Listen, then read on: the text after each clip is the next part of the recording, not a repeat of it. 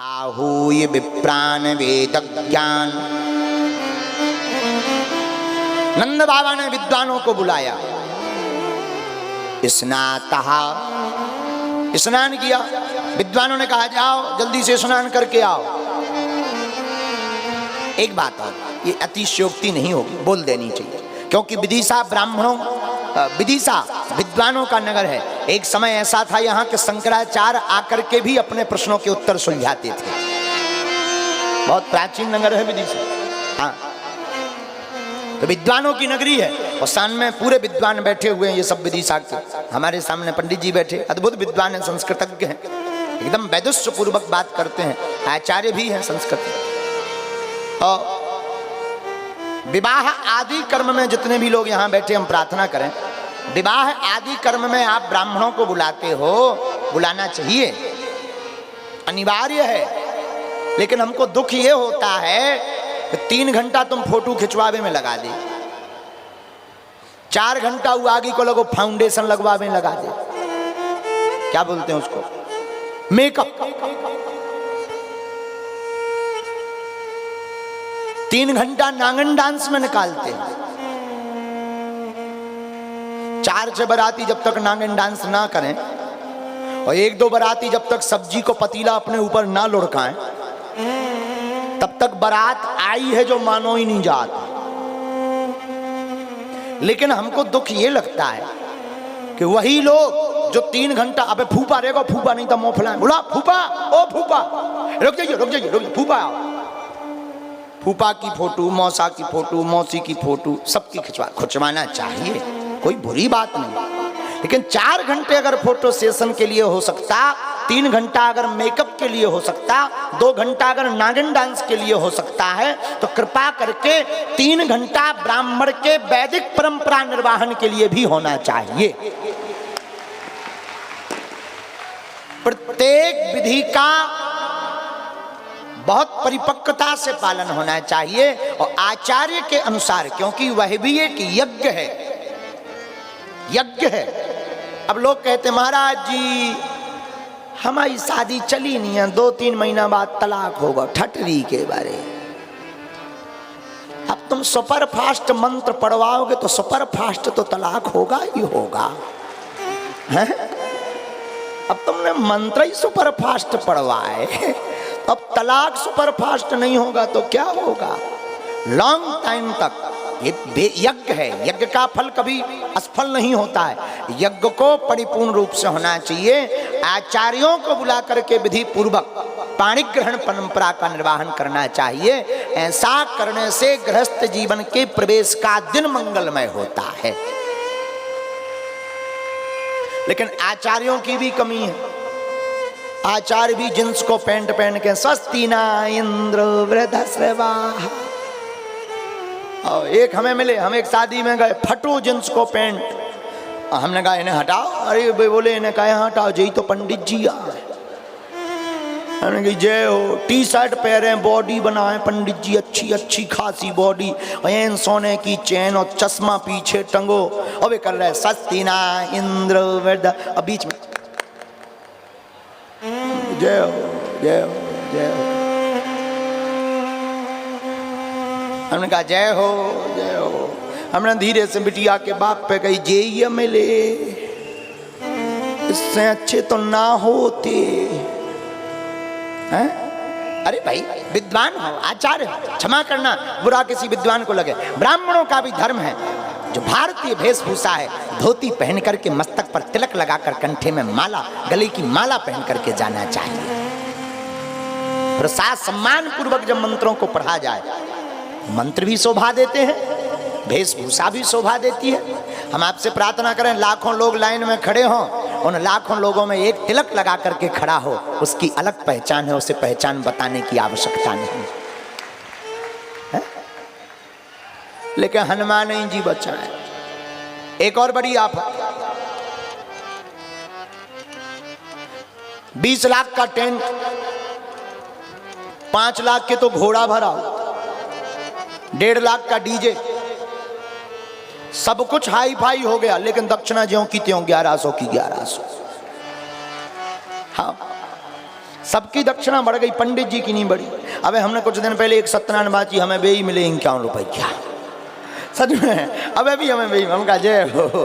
हमने कहा यार भैया 51 रुपया में तो आजकल डाटा नहीं आ रहा हुआ। ठीक है, लेकिन जो है वही ठीक है, स्वीकार है। लेकिन हमारा मतलब इसका कहने का ये है कि जो विद्वान है, विद्वानों की तो जीविका ही कर्म कांड है। तो अब लोग कहते हैं कि पंडित जी हमने अपना कर्म छोड़ दिया, अब बेचारे करें ना, जब पेट ही ना पले तो दूसरों न कहे ना करें। यजमान को खुद देखना चाहिए कि इनका परिवार का पालन पोषण हो, इतनी यजमान को दक्षिणा देनी चाहिए। क्योंकि आप उसमें दे रहे नांगन डांस वारण उड़ा रहे, अच्छी बात है, ये कोई बुरी बात नहीं, भगवान और करवाए आपके हाथों से। लेकिन जब दक्षिणा की बात आए तो इतनी संतुष्टि ब्राह्मण को देनी चाहिए ताकि वेद मंत्र पढ़ने वाले आचार्य को आपकी दक्षिणा के अलावा अन्य जगहों पर निर्भर ना रहना पड़े। तभी वह वेद पढ़ने वाले ब्राह्मण अपने बच्चों को वेद पढ़वाएंगे और हमारी संस्कृति तभी सुरक्षित रहेगी। इसके अलावा कोई उपाय नहीं है, सच में नहीं। आप चाहते हो कि वेद सुरक्षित और संरक्षित हो, तभी होंगे। उनकी जब जीविका चलेगी तभी वो ये कर पाएंगे, नहीं तो वो जीविका में फंसेंगे। जीविका में फंसेंगे फिर वेद कौन पढ़ेगा? बोलो सीताराम, जोर से बोलो। तो आहू ये विप्राण वेद ज्ञान स्नाता सुशिर अलंकृता। नंद बाबा ने ब्राह्मणों को बुलाया, वेदज्ञ ब्राह्मणों को बुला करके स्वस्ति वाचन करवाया। वाचयित्वा स्वस्त्ययनम, स्वस्ति पाठ करवाया। ब्राह्मणों ने कहा जाओ स्नान करके आओ। नंद बाबा भागे भागे जमुना जी गए, जमुना जी में डुबकी लगाई, लौट करके आए। एक छोटो सो छोरा बोलो बाबा मैं तो को सजा दो। हाँ हाँ सजा दो भैया, श्रृंगार कर दो। नेक्स्ट से छोरा ने भैया महाराज नंद बाबा को रेशमी बढ़िया साड़ी पहनाए दी, बढ़िया मोटो सो कुर्ता पहनाए दो, बढ़िया आंखन में कारो कारो मोटो मोटो काजरू लगाए दो, बढ़िया मूछन पे इत्र फुलेल तेलऊ लगाए दो, बाबा को नेक पाउडरू लगाए दो, बढ़िया भैया माथे में नंद बाबा को थापक हुआ चंदनऊ लगाए दो, गले में बढ़िया माला डाल दी, ऊपर बढ़िया पगड़ियऊ बांध दी, बढ़िया गमछा डाल दो, एक फूल की माला डाल दी। आहा, शीशा लेके वो छोरा खड़ो है गो। नंद बाबा ने नेक पगड़ी ठीक करी, नेक कुर्ता ठीक करो। बोले लाला जी बता मैं लग कैसो रहा? तो छोरा बोलो बाबा सही सही बताऊं या झूठी? हाँ सही सही बता। बाबा ऐसो लग रहा जैसे अबे हाल तेरी शादी हो गए आई हो है, दाढ़ी के उल्टी सीधी बातें करवे। नंद बाबा ने बा को डांट के भगा दो। नंद बाबा ब्राह्मणों के पास आए, ब्राह्मणों ने मंगलाचरण किया, स्वस्ति वाचन किया। बाबा भगवान जी के ऊपर दूध चढ़ाओ। नंद बाबा ने लो सो भगवान पे घी चढ़ा दो। अरे बाबा बुद्धि ठिकाने है कि ना है? चलो भगवान के ऊपर अब शक्कर चढ़ाओ। नंद बाबा ने ले सो चावल चढ़ाए दे।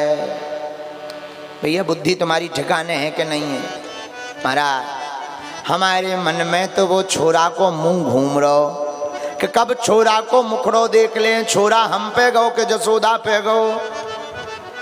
अच्छा महाराज अब हम समझ गए, कोई बात नहीं, आप संकल्प करा दो, जाओ। धेनु नाम न्यूतो प्रादाद विप्रेभ्यः संलंकृते तिलाद्रीन सप्तिरगुणोग सात कौम्भाम्बरावृता।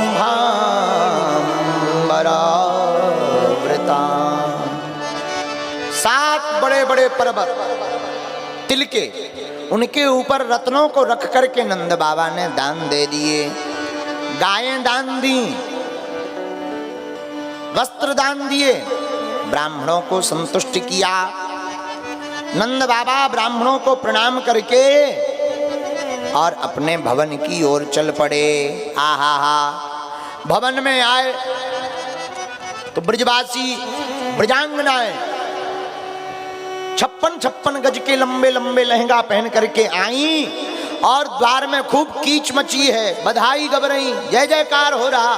कोई नगाड़े बजा रहे, कोई ढोल बजा रहे, कोई ढोलकिया बजा रहे, झांझ मंजीरा मृदंग बज रहा है। आहा, नंद बाबा भी भागे भागे आए। सारे ब्रजवासी बोले, ओ बाबा, हाँ छोरा को मुंह देखने हैं तो नाचने पड़ोगो। नंद बाबा बोले, हम तो आज तक नाए नाचे। ब्रजवासी बोले, बाबा नाए नाचोगे तो दर्शन नाए होंगे, छोरा को मुंह नाए मिलेगा देखने को। नंद बाबा बोले, हे भगवान कैसे नाचे? एक ब्रजवासी बोलो, बाबा एक सिर पे हाथ रखो, एक कमर पे रखो। बाबा ने एक सिर पे रखो, एक कमर पर। अब बाबा ठुमका लगाओ। नंद बाबा बोले, हाँ भैया। बाबा ठुमका लगा ही रहे थे, इतने में एक ब्रजवासी दही की मटकी लेके जा रहे हो, तो हे भगवान बाबा को नजर ना लग जाए। सोई बा ने पूरा दही नंद बाबा के ऊपर उड़े लगे, और जहां दही उड़े लो सोई फुरर फुरर करते हुए नंद बाबा प्रकट है। कहने, करो कराओ सारो सिंगार बर्बाद कर दो, शर्म न आई तो को। ब्रजवासियों ने सोची कहीं बाबा नाराज ना हो जाए। सोई एक ने चतुरता करते हुए कह दिया, बाबा छोरा को मुंह देखने के पहले दही से नहाना पड़ते हो। अच्छा, अरे भैया बड़ो धन्यवाद, बड़ो धन्यवाद। कहने, ठीक करो। और फिर क्या, सारे ब्रजवासी बधाई दे रहे, आओ हम भी बधाई दें भगवान को। और भगवान के द्वारे बधाई देकर आगे कथा में फिर बढ़ते हैं।